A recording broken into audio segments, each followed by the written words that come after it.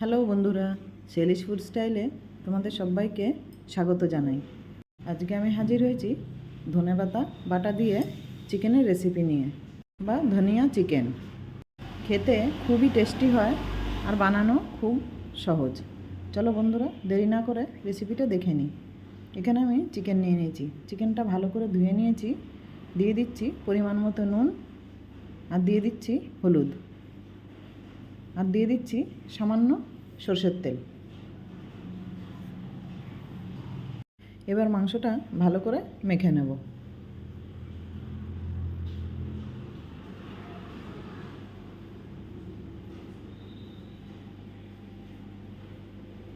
মাখা হয়ে গেলে মাংসটা প্রায় 20 থেকে 25 মিনিটের জন্য রেখে দেব। এবার মশলার জন্য নিয়ে নিচ্ছি একটা মিক্সি জারের মধ্যে 7-8টা কাজু বাদাম, 3 থেকে 4টে কাঁচা লঙ্কা, আর দিয়ে দিচ্ছি ধনেপাতা।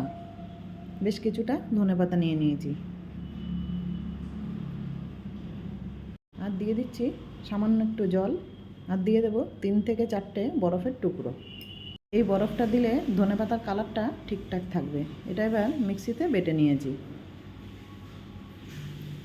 এবার একটা কড়াতে সরষের তেল দিয়ে দেবো।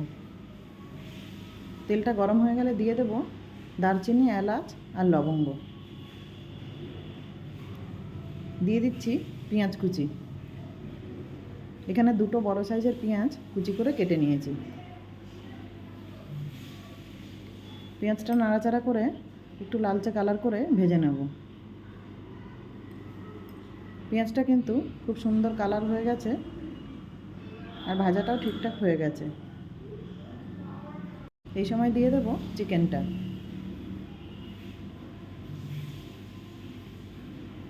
পেঁয়াজের সাথে নাড়াচাড়া করে কিছুক্ষণ কষিয়ে নেব। বন্ধুরা, এই কড়াতে আমার একটু নাড়তে অসুবিধা হচ্ছিল, তাই আমি কড়াটা পাল্টে নিয়েছি। 5-7 মিনিট মতো কষানোর পরে দিয়ে দেব আদা রসুন বাটা। 2 চামচ আদা রসুন বাটা দিয়ে দিয়েছি। আবারও কিছুক্ষণ কষিয়ে নেব।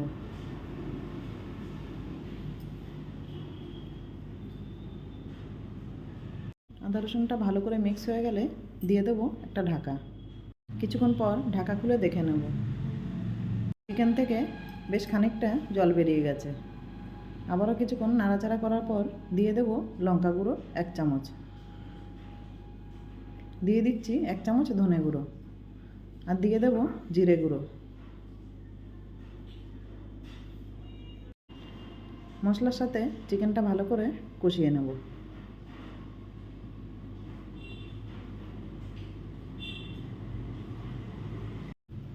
দেখো বন্ধুরা, দেখেই বোঝা যাচ্ছে খুব সুন্দর কষানো হয়েছে।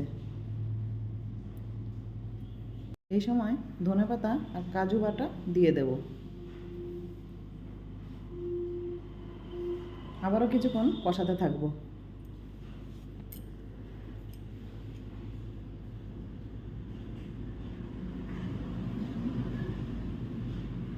মাংসটা কিন্তু কষাতে কষাতে বেশ অনেকটাই সেদ্ধ হয়ে গেছে।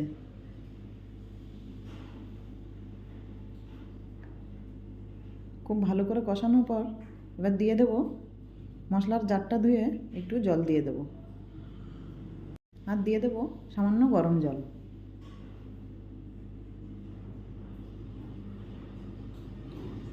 একটু নাড়াচাড়া করে রান্নাটা একটা ঢাকা দিয়ে রান্নাটা করে নেব।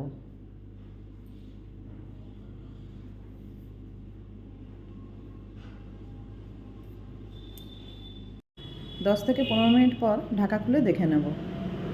মাংসটা পুরোপুরি সেদ্ধ হয়ে গেছে, ঝোলটাও অনেকটা শুকিয়ে গেছে।